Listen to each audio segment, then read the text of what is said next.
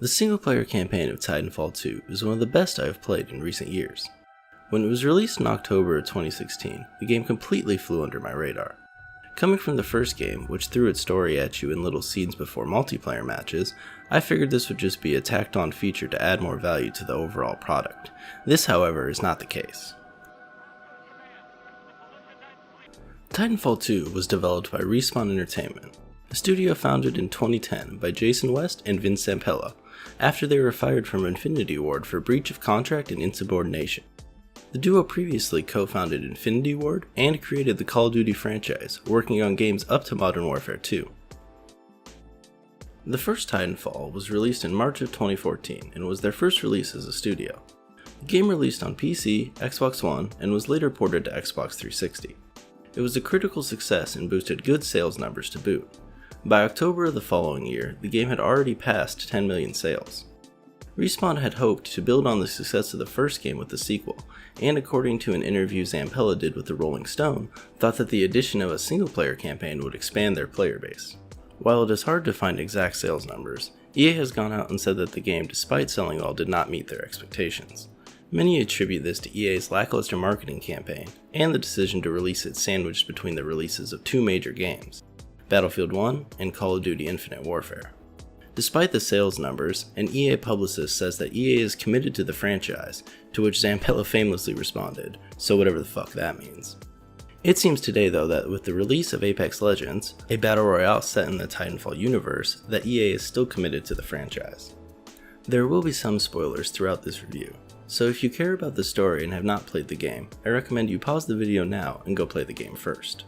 However, I think even with story spoilers, this game is a blast regardless.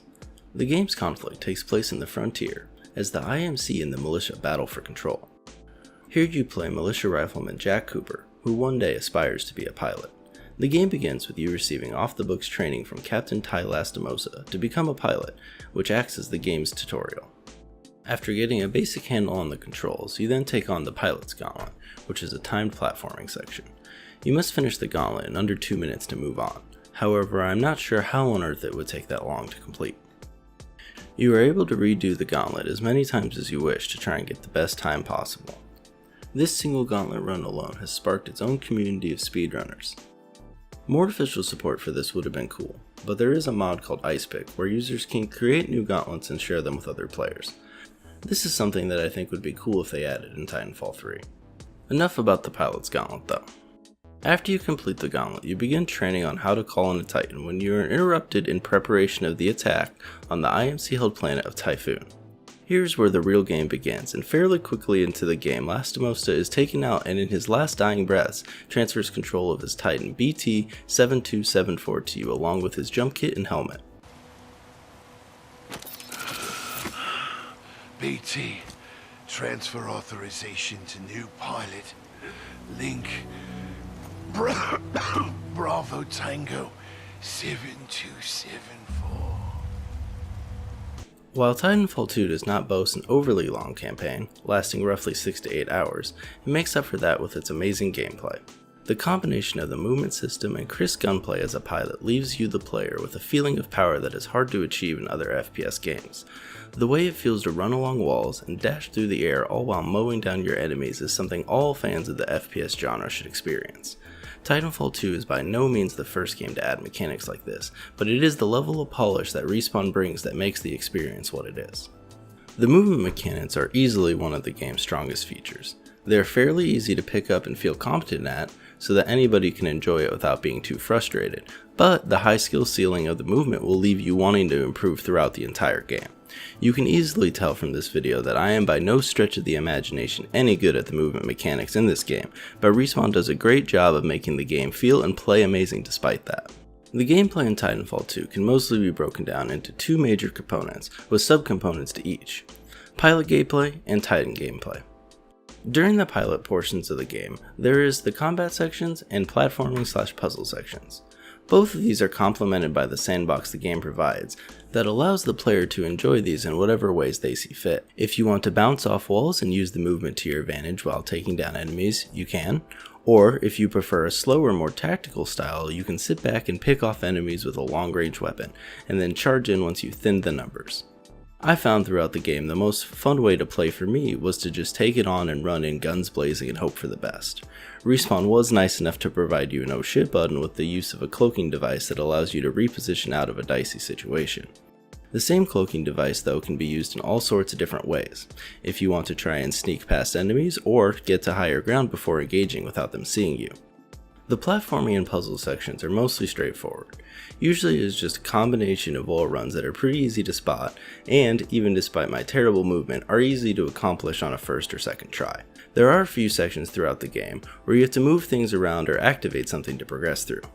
One level that does this amazingly is the level Effect and Cause, where you begin to experience time anomalies as you explore an abandoned research facility. At the beginning of this, the anomalies seem random, as they just happen as you walk through the level, until you eventually find Major Anderson's corpse and retrieve the time traveling device. This allows you to travel between past and present with a press of a button. You then use this to get through various combat sections and platforming sections as you jump from time to time in order to complete them. Despite only using this mechanic in one level, its unique level design leaves a lasting impression on you. It may not be the most fun FPS level you've ever played, but it is definitely one of the best designed and executed. The next main component of the gameplay is the Titan sections. The way the levels are designed to effortlessly transition between Pilot and Titan is one of the best parts about the campaign. They keep the gameplay feeling fresh, while also not throwing in dumb change of pace sections that seem out of place or pointless, like many vehicle and turret sections do in other FPS games. Think of a game like Mass Effect, where you would drive the Mako around pointlessly on planets, or even COD 4, where you have sections of a level as the gunner of a chopper. What makes the Titan sections not seem out of place is their spot in the sandbox. Unlike a game where the change of pace sections are jammed into the game despite that sandbox, every part of Titanfall is designed around Titan and Tiling gameplay. Unlike Jack, whose progression solely lies in the player's evolution of skill, you unlock a variety of different loadouts for BT throughout the campaign, each with their own signature weapon and abilities. My favorite of the bunch is the Tone loadout, which allows you to basically mark enemies with one of your abilities and your semi-automatic cannon. Once you mark them 3 times, you can unload missiles on them which can hit multiple enemies at once, which leads to some pretty badass feeling moments. The Titan sections of the gameplay are also where you experience the game's 5 bosses. This is probably one of the few portions of the game that is a letdown. On the hard difficulty, most of the bosses are pretty easy to take down just by firing at them and avoiding any of the big damage abilities they all have. The final boss of the game, Sloane, changes this up a bit, as you have to take her out in multiple parts due to her ability to disappear and reappear once she reaches certain levels of damage. This, coupled with her huge ass death laser, makes her one of the more interesting bosses. But even at that, she still mostly comes down to just unloading your guns and abilities on her until she dies. While the story in Titanfall 2 is fairly predictable and generic sci-fi action game, they do a good job of delivering it to you in a way that makes you care about the characters and what is going on. From the moment the CGI intro ends until the ending scene, you see everything through Jack Cooper's eyes, which allows the player to be more immersed in the story and the world. The game entices you to form a bond with BT through a variety of dialogue choices that, while having no overall impact on the game's story, let you have a conversation with your companion. I don't know exactly what it is, but BT is by far one of the coolest companions in a game I can think of in recent history.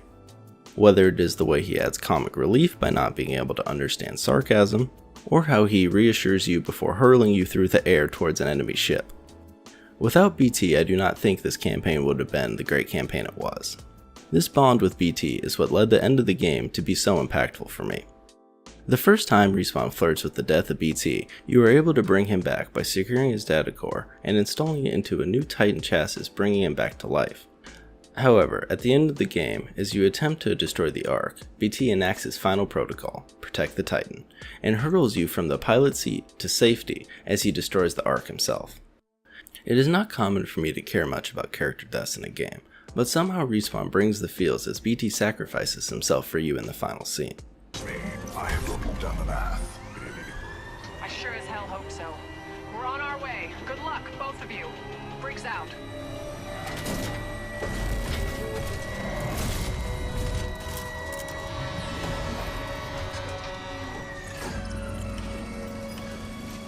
Don't worry, BT. I'm not going anywhere. Copy that, pilot.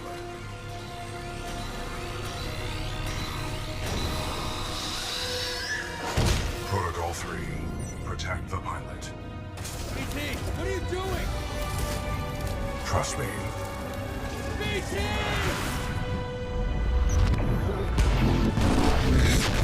In conclusion, Titanfall 2's campaign is a must-play for any fan of the genre. Its short length allows it to be easy to complete in a few sittings, and these days can be picked up super cheap, whether it is on sale or through Origin Access for about $5 a month.